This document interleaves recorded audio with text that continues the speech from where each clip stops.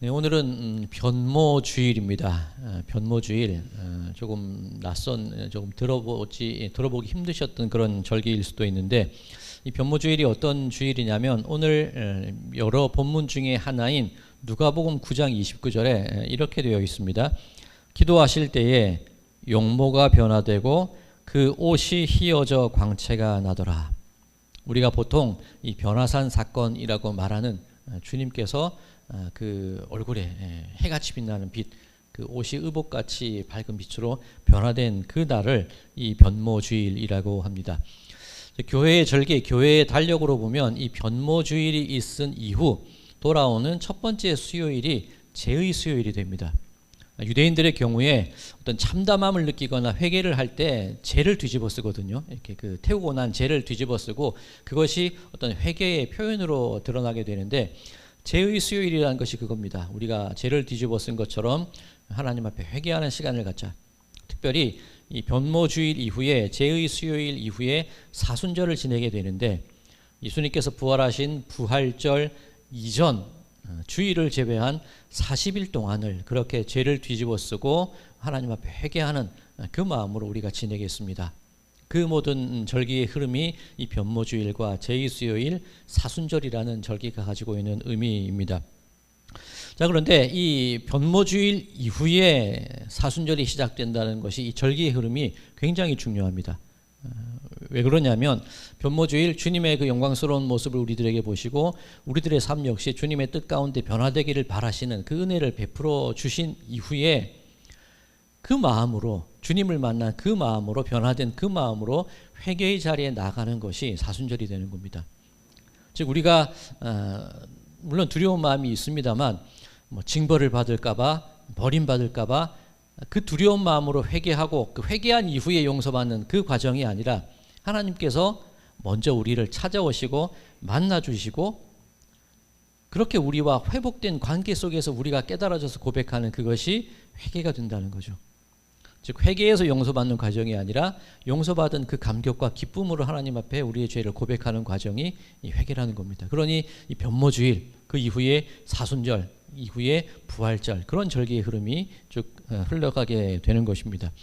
그런데 이 변모주일, 왜 변모주일이라고 했을까? 제가 오늘 주보에는 변화주일이라고 쓰긴 했는데 변모주일이라는 그런 용어가 있습니다.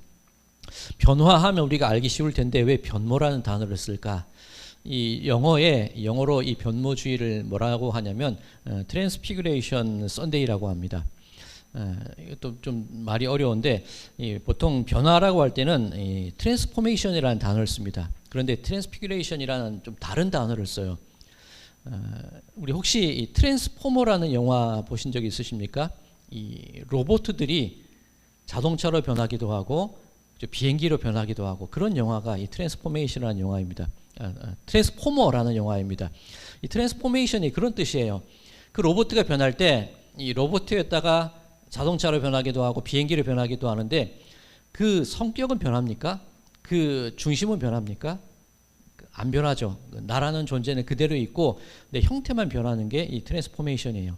근데 이 피규레이션이라는 것이 뭐냐면 그렇게 이해하시면 좋을 것 같아요. 이 피규어 아시죠? 이렇게 그 캐릭터 모양으로 만든 거. 하나님이 우리를 당신의 형상대로 당신의 피규어로 만드셨는데 다시 만드시는 거예요. 즉 이 변화라고 하면 겉모습만 바뀌는 거고 속사람은 그대로인데 이 피규어가 변한다는 말은, 이 변모라는 말은 겉모습뿐만이 아니라 우리의 모든 속사람까지라도 완전히 바뀌는 거예요. 우리의 성격, 우리의 캐릭터, 우리의 의지, 이런 모든 것이 총체적으로 변화되는 게 이 변모라는 단어입니다. 즉 이 단순한 겉사람의 변화가 아니라 속사람의 변화까지 이끌어내시는 그 놀라움의 순간, 그것이 이 변모주일이라는, 변모라는 말 속의 뜻이라는 겁니다. 자, 그렇다면 오늘 이 주님의 변모에 관한 말씀을 드릴 텐데, 누가복음 혹은 복음서에 나와 있는 주님의 변화, 그것을 말씀드려야 될 터인데 오늘 본문을 제가 출애굽기로 선택을 했습니다. 왜냐하면 출애굽기에 모세의 변모에 대한 이야기가 나오거든요. 즉 이 성경에서 그 변모라는 것이 무엇인지 그 근원적인 것부터 따져나가기 시작해서 예수님께서 변모하셨다는 것, 변화하셨다는 것이 어떤 의미가 있고 그것이 사순절로 이어진다는 것이 우리에게 어떤 교훈이 되는지 그것을 한번 이 출애굽기부터 한번 찬찬히 살펴보도록 하겠습니다. 오늘 보면 출애굽기 34장 29절 이렇게 되어 있습니다. 모세가 그 증거의 두 판을 모세의 손에 들고 시내산에서 내려오니 그 산에서 내려올 때에 모세는 자기가 여호와와 말하였으므로 말미암아 얼굴 피부에 광채가 나나 깨닫지 못하였더라. 자, 모세가 그 증거의 두 판을 손에 들고 내려옵니다. 하나님의 그 언약 그 십계명 판을 들고 내려오죠. 근데 지금 들고 내려오는 이 언약의 판은 두 번째 거예요. 그 첫 번째 말씀을 그 돌판을 받아 내려올 때 어떤 일이 있었냐면 히브리 백성들 사이에서 금송아지를 만들고 그것이 하나님이다라고 우상을 섬기고 뛰고 노는 일이 있었죠. 그것을 보고 모세가 하나님의 그 돌판을 깨뜨려 버립니다. 다시 하나님께 나아가서 두 번째 받아온 돌판이 바로 오늘 본문 출애굽기 34장에 나온 이 두 돌판이 의미하는 것입니다. 자, 그런데 이 십계명을 하나님의 그 돌판을 두 번 받게 되는데 굉장히 중요한 의미를 가지고 있습니다. 이 구원이 이루어지는 과정 속에서 굉장한 의미를 가지고 있는 것이 이 두 번에 걸쳐서 이 돌판을 받는다는 의미입니다. 그리고 로마서에서 살펴본 내용 중에 하나가 무엇이냐면 유대인의 실패가 이방인의 풍성함이 되었다. 그런 구절을 우리가 지금 보고 있습니다. 하나님이 율법을 유대인들에게 주시고 하나님이 기대를 부어주셨는데 그들이 기대를 저버리게 됐죠. 그것이 실패로 끝나는 것이 아니라 오히려 이방인들에게 풍성한 은혜와 복음의 결과로 수확되게 된다는 겁니다. 그 처음의 실패가 실패로 끝나는 것이 아니라 그 실패를 통해 일하시는 하나님으로 말미암아 그 은혜와 구원으로 연결되는 것, 그것을 드러내는 거거든요. 그 첫사람 첫 아담이 범죄함으로 하나님과 멀어졌습니다. 두 번째 아담 예수 그리스도께서 오심을 통하여서 하나님과의 관계가 회복되는 거죠. 이 첫 돌판이 깨트려짐을 통하여서 인간들은 어쩔 수 없구나, 그것이 드러나는 반면 하나님께서는 또다시 그들에게 언약과 말씀을 주심을 통하여서 저들에 대한 기대감을 다시금 가지시는 거예요. 이 구원의 과정이라는 것이 그렇습니다. 실패가 실패로 끝나는 것이 아니라 그 실패는 하나님의 일하심으로 이어지고 마침내 우리를 이끌어내시는 하나님의 은혜로 이어진다. 그렇게 이해를 하시면 되는 겁니다. 자, 이 두 번째 돌판을 손에 들고 시내산에서 내려왔는데 모세의 얼굴에 광채가 났대요. 얼굴이 빛났다는 겁니다. 그런데 이 얼굴이 빛나게 된 이유가 어디에 있을까? 오늘 29절 후반절을 보니까 모세는 자기가 여호와와 말하였으므로 말미암아 얼굴 피부에 광채가 나나, 하나님과 말하였다, 대화했기 때문에 광채가 났다는 겁니다. 자, 히브리에 보면 이 대화한다는 게 크게 두 가지로 구분이 됩니다. 아마르라는 단어와 다바르라는 단어로 구별이 되는데 이 아마르가 뭐냐면 그냥 일상적인 대화를 하는 거예요. 근데 이 다바르라는 단어가 무슨 의미냐면 그냥 대화를 넘어서서 굉장한 의도와 의지를 가지고 그것을 전달하는 그 대화가 이 다바르라는 말이에요. 하나님의 기대, 그것을 듬뿍 담아서 나누는 대화, 그게 다바르라는 겁니다. 자, 처음 십계명 돌판을 모세가 깨뜨렸습니다. 다시 하나님께 갔죠. 거기서 어떤 대화를 나눴을까요? 심할 썼었을까요? 왜 돌판을 깨뜨려서 혼나고 있었을까요? 그러지는 않았을 거예요. 하나님의 그 놀라운 기대, 구원 계획, 얼마나 다시 한번 모세에게 자세히 설명하시고 말씀하시고 내가 어떤 기대를 가지고 있어, 내가 이것을 왜 이렇게 기록하는지 아니?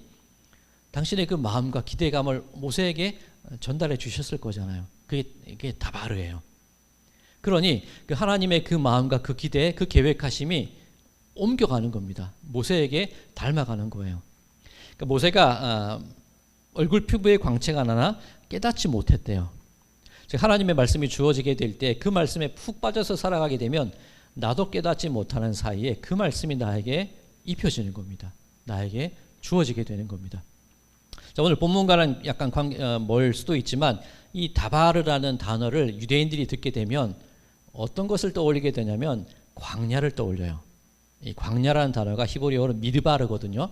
근데 다바르 하면 이 디귿, 비읍, 리을이죠. 근데 광야 하면 미드바르라서 미음, 디귿, 미음, 리을, 그죠? 이 자음이 모음이 자음인가요? 자음이 같아요. 자음이 다바르와 미드바르, 광야와 말씀할 때 자음이 굉장히 유사하거든요. 그런 유대인들에게 있어서 광야하면 자연스럽게 하나님의 말씀, 하나님과의 대화를 떠올리게 되는 겁니다. 우리 인생 가운데 광야의 삶을 살아갈 때가 있습니다. 고난과 아픔과 슬픔과 그 처절한 삶의 모습을 광야로 비유하는데 바로 그때가 하나님과의 진솔한 대화를 나누고 바로 그때가 하나님의 뜻을 나에게 받아들이는 시간이 될 수 있다는 겁니다. 그게 다바르예요. 그러니 하나님의 그 빛남이 모세의 얼굴에 그대로 덧입혀지는 겁니다. 씌워지는 겁니다. 모세가 이스라엘 백성들을 40년간 광야에서 인도하는데 단순히 사람의 리더십으로는 못했을 것 같아요. 그죠?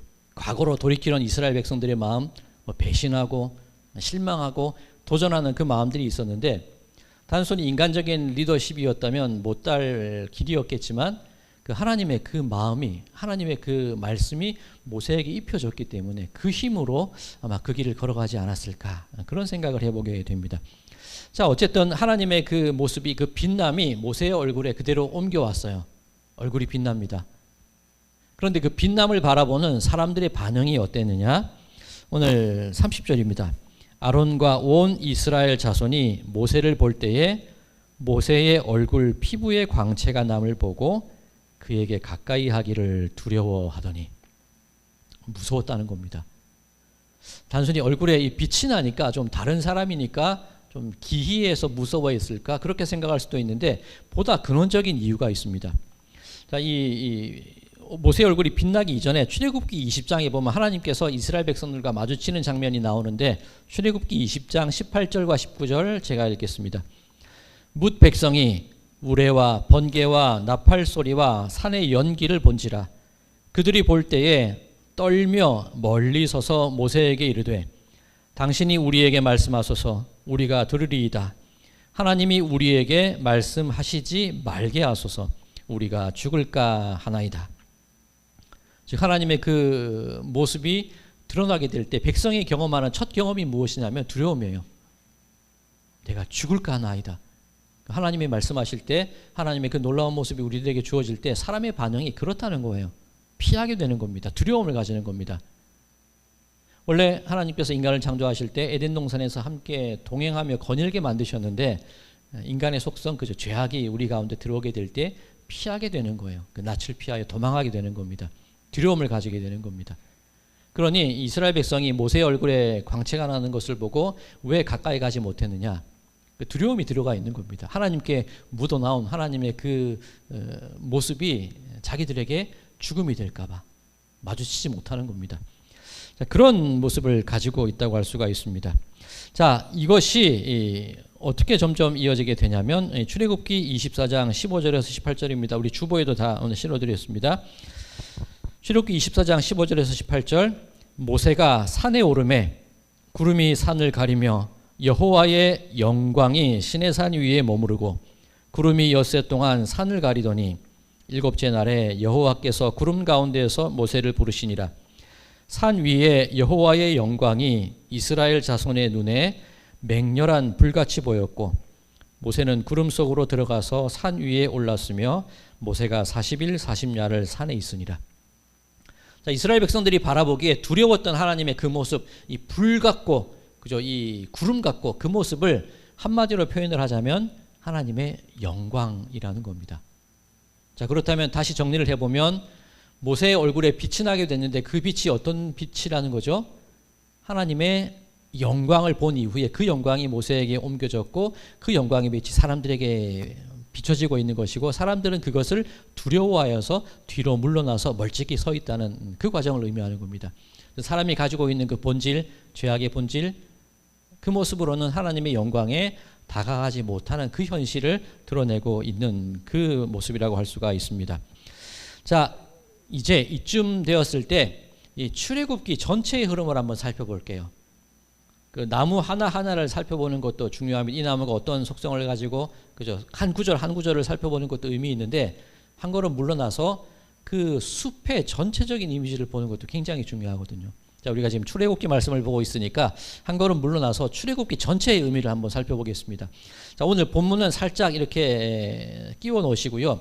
출애굽기가 시작되는 1장으로 한번 넘어가 보시기 바랍니다. 출애굽기 큰 흐름을 보는 겁니다.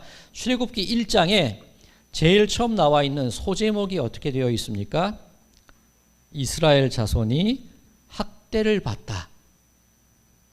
출애굽기 1장이 어떻게 시작이 되냐면 이제 요셉 그죠 7년 대풍년과 7년 흉년을 지나면서 요셉이 애굽의 총리가 되어 있습니다. 그리고 야곱과 그 아들들이 애굽으로 건너오게 되지요.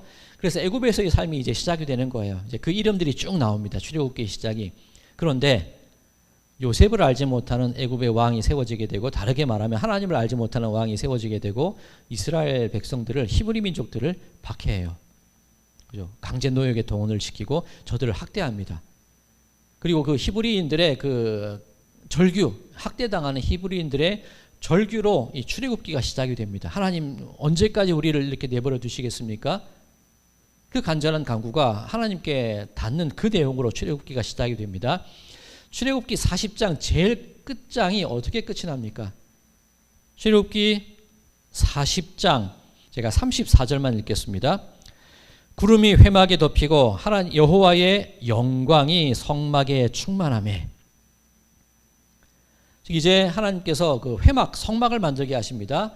그리고 하나님께서 그 성막 위에 임재하셔서 이제 그 성막 위에 낮에는 그 구름이, 밤에는 그 불기둥이 성막 가운데 임하게 되고, 그 하나님의 영광이 움직이게 될 때에 백성들이 함께 그 영광을 따라서 진군하고 행진하게 되는 과정이 출애굽기죠.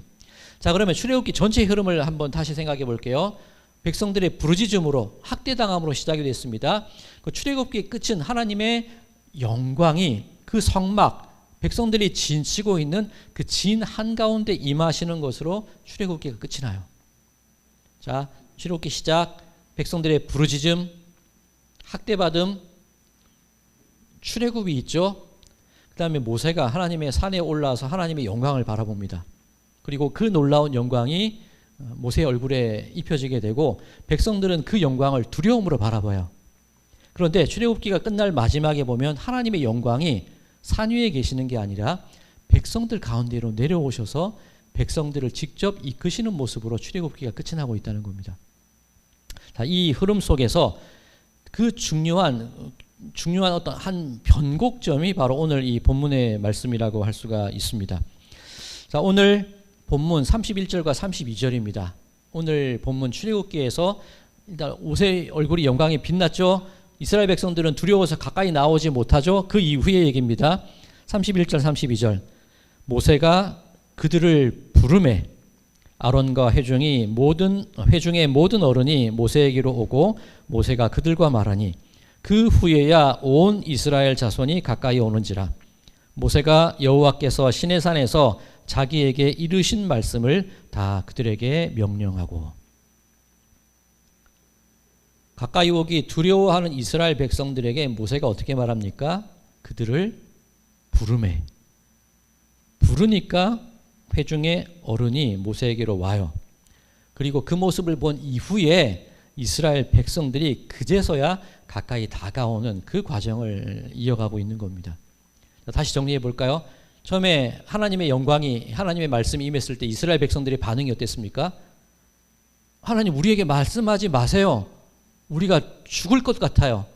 그러니 모세, 당신이 가서 하나님과 대화하십시오. 그렇게 시작이 됐잖아요. 하나님의 말씀에 대한 두려움으로 시작이 됐습니다. 그런데 시내산에 올라와서 모세, 하나님의 영광을 봤을 때 그 영광이 모세의 얼굴에 씌워집니다. 백성들은 아직 두려워요. 가까이 가지 못해요. 그때 모세가 한 말이 가까이 오라는 거예요. 나에게 오라? 와도 된다는 거죠. 영광이 있지만 너희들이 죽지 않을 거야. 두려움이 아니라 가까이 와서 시내산에서 자기에게 이르신 말씀을 다 그들에게 명령하고, 너희들도, 백성들도 다바르, 하나님과의 대화를 통해서 그 영광의 빛을 너희들에게도 주고 싶어 하시는 분이 바로 하나님이셔. 그렇게 설득을 하는 겁니다. 그 이후에 하나님의 영광이 성막 가운데 여호와의 지인 중에 임재하시게 되는 거죠. 즉 하늘에 따로 떨어져 계신 분이 아니라 그 하나님의 그 영광이 사람들 사이로 내려오신 거예요. 그 과정 속에서 다가와, 가까이 와, 괜찮아, 죽지 않아, 나와 대화를 해야 돼. 그렇게 그 과정 속에서 이스라엘 백성들이 하나님의 임재하심을 따라서 가나안 땅으로 향하는 그 모습들이 쭉 이어지는 겁니다. 자, 이 이해를 가지시고 이제 예수님의 변모에 관한 이야기를 살펴보겠습니다. 누가복음 9장 28절과 29절입니다. 이 말씀을 하신 후 8일쯤 되어 예수께서 베드로와 요한과 야고보를 데리고 기도하러 산에 올라가사 기도하실 때에 용모가 변화되고 그 옷이 휘어져 광채가 나더라. 예수님이 변화 받으신 곳이 어디입니까? 베드로와 요한과 야고보를 데리고 기도하시러 산에 올라가. 자, 그런데 이 산이라는 것 의미 있습니다만 제가 몇 번 말씀을 드렸습니다. 복음서 중에 유대인들을 대상으로 하여서 유대인 공동체를 대상으로 하여서 기록된 복음서가 있죠. 그 속에 이스라엘 어떤 역사나 이스라엘 과거의 인물 그 이야기들을 자연스럽게 유대인에게 떠올리게 하는 목적으로 쓰여진 복음서가 하나 있다고 말씀을 드렸습니다. 어떤 복음입니까? 마태복음이죠. 자, 마태복음에서는 이 예수님의 변모에 대해서 어떻게 기록하고 있나? 마태복음 17장 1절과 2절 제가 읽겠습니다. 엿새 후에 예수께서 베드로와 야고보와 그 형제 요한을 데리시고 따로 높은 산에 올라가셨더니 그들 앞에서 변형되사 그 얼굴이 해같이 빛나며 옷이 빛과 같이 휘어졌더라. 높은 산에 올라갔대요. 누구를 떠올리는 말씀입니까? 모세가 시내산에 올라가서 그 40일 40야 기간을 지내면서 하나님의 그 영광을 자기의 얼굴에 받아서 이스라엘 백성에게 내려오는 그 과정이 자연스럽게 떠올리게 되는 겁니다.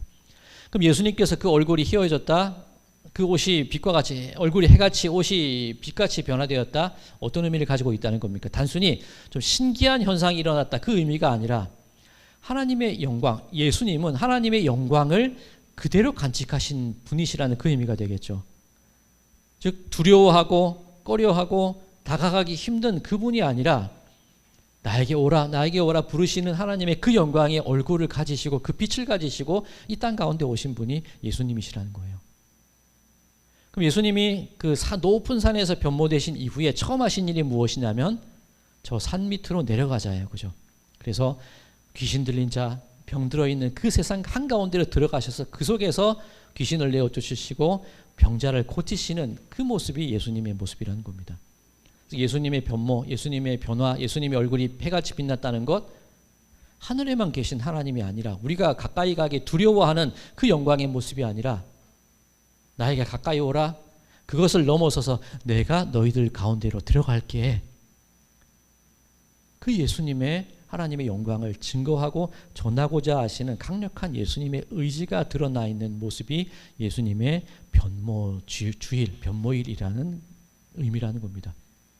자, 이것을 요한복음에서는 이렇게 설명을 합니다. 요한복음 1장 14절 말씀이 육신이 되어 우리 가운데 거하심에 우리가 그의 영광을 보니 아버지의 독생자의 영광이요 은혜와 진리가 충만하더라. 그죠? 영광, 하나님의 그 말씀, 다바르, 하나님의 그 기대와 진심을 담아서 백성들에게 말씀하시고자 했던 그 말씀이, 그 영광이 예수님으로 구체화되었고 그 예수님의 영광이 우리들에게로 다가왔고 그것이 바로 우리들에게 은혜와 진리가 되었습니다. 요한복음 그렇게 정리를 합니다. 요한복음 1장 17절 율법은 모세로 말미암아 주어진 것이요 은혜와 진리는 예수 그리스도로 말미암아 온 것이라. 모세의 그 영광, 얼굴에 빛나는 영광, 율법으로 표현되었다면 예수 그리스도의 그 얼굴의 영광, 그것은 은혜와 진리, 복음으로 우리에게 표현되고 있습니다. 요한의 기록입니다. 자, 이 과정, 산에 있는 영광이 우리들에게 주어졌고 모세의 율법이 아니라 하나님의 영광이 예수 그리스도의 영광, 은혜와 진리로 주어져서 우리 가운데 함께 하셨다. 그리고 산 위에 맹렬히 불타는 듯한 하나님의 그 모습이 성막 가운데 임재하셔서 백성의 진중 한가운데로 내려오셨다. 다르게 말하면 우리와 함께 하시는 하나님이라는 의미지요.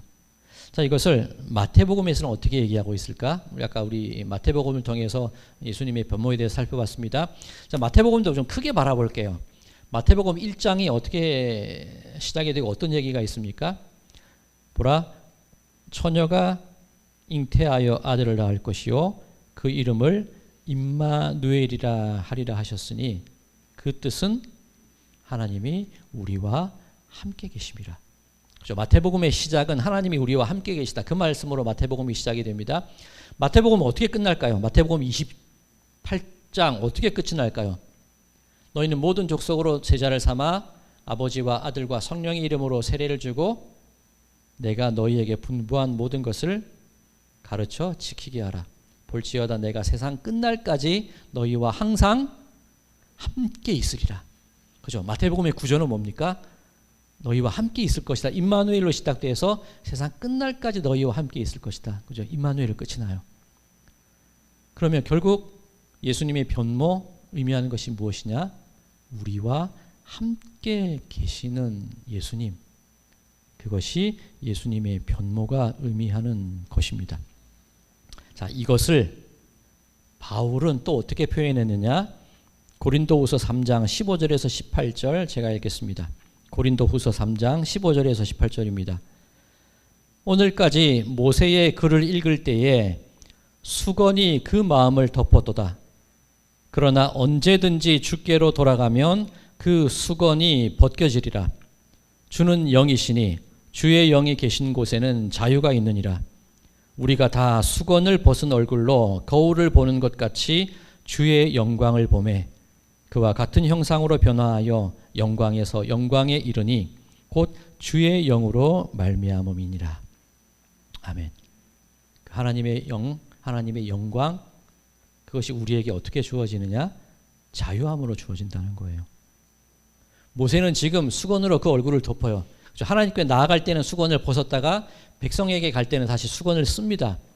아직은 백성 마음 가운데 두려움이 있다는 거죠. 근데 바울은 그렇게 얘기를 해요. 수건을 벗자는 거예요. 우리 마음 가운데 하나님께 그 영광에 나가기에 두려운 마음이기 때문에 수건이 덮여져 있던 거잖아요. 그럴 필요가 없다는 거예요.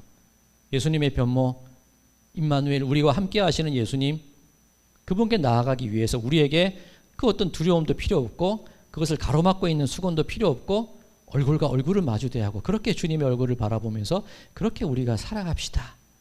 바울이 그 얘기를 하고 있는 겁니다. 자, 우리 원래 일정대로라면 오늘 특송 이 제목이 무엇이었죠? 성령이 오셨네. 그죠? 그런데 그 성령이 오셨네라는 그 찬양의 가사를 보면 어떤 부분이 있습니까? 주의 영이 있는 곳에 연습들 하셨잖아요. 주의 영이 있는 곳에 참 자유가 있다네. 그죠? 바로 그 얘기예요. 주의 영이 있는 곳에 참 자유가 있다네. 자, 특송이 이렇게 미뤄졌는데 너무 잘 된 것 같아요. 왜 그러냐면 만약에 오늘 그 특송으로 하셨으면 그죠? 오늘 본문 말씀과 맞습니다. 저는 또 그렇게 얘기할 거예요. 그죠? 결국 하나님의 영광이 우리에게 자유로 나오는 그 얘기입니다. 맞아요. 그런데 연기가 되었는데 이제 그 특송을 언제 하시게 되냐면 사순절에 한단 말이에요. 사순절이 어떤 절기라고 말씀드렸습니까? 회개하는 절기예요. 그럼 우리가 생각하는 회개가 무엇이었냐면 하나님의 진노, 우리가 버림받을지도 모른다는 두려움, 우리를 멸망시키고자 하는 그 세력들, 그 두려움에 대한 반발로 이렇게까지 회개해야 우리가 살아갈 수 있겠거니 그 마음으로 회개를 하는 것이 우리들의 회개였는데 그 과정이 아니라는 거예요. 사순절에 주의 영이 있는 곳에 참 자유가 있다는 그 찬송을 부를 때 우리는 무엇을 떠올리게 되냐면 우리의 회개는 이미 하나님의 영광을 우리에게 주셨고 자유함을 이미 주셨다는 겁니다. 그런데 우리는 그 자유함을 아직 누리지 못하니까 버림받을까 봐 그 진노가 두려워서 하는 회개가 아니라 이미 주신 자유함을 누리지 못하고 있으니까 그 자유함을 내 삶 속에 다시금 누리기 원합니다. 그렇게 하나님께 나아가기 원합니다. 그것이 우리의 회개의 모습이고 그것이 우리의 사순절의 모습이 되어야 된다. 그 특성을 통해서 우리는 그것을 깨달을 수 있는 거예요. 미뤄진 게 그래서 너무 잘 됐다는 겁니다. 자, 이제 우리가 사순절을 지내게 될 터인데 회개할 때 그렇게 회개하세요. 우리는 두려움이 아니에요. 걱정이 아니에요. 그 진노 때문에 피하기 위해서 회개하는 게 아니에요.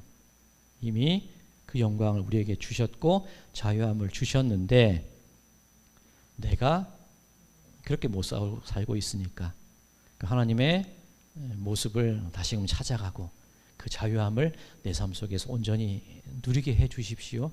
그 은혜를 간구하면서 드리는 그 회개, 그 자유의 회개, 그 기쁨과 소망의 회개, 그것이 우리들의 사순절이 되어야 하지 않겠습니까? 자, 오늘 예수님의 변모 그리고 절기 속에 변모일과 사순절이 이어진다는 것 어떤 의미가 있는지 이제 아시겠죠? 자, 그렇다면 우리가 앞으로 지낼 40일간의 기간 그 자유함을 다시금 우리 삶 속에 허락해 주십시오.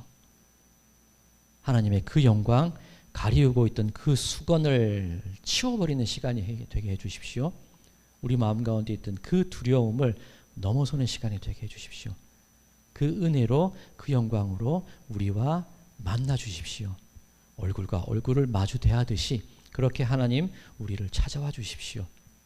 그렇게 기도를 드리시는 그 모든 시간들이 되시기 바랍니다. 그 주의 영이 있는 곳에 참 자유가 있나니 그 자유의 모습으로 그렇게 신앙생활을 해 나가시는 모든 분들의 삶이 되시기를 주님의 이름으로 간절히 축원드립니다.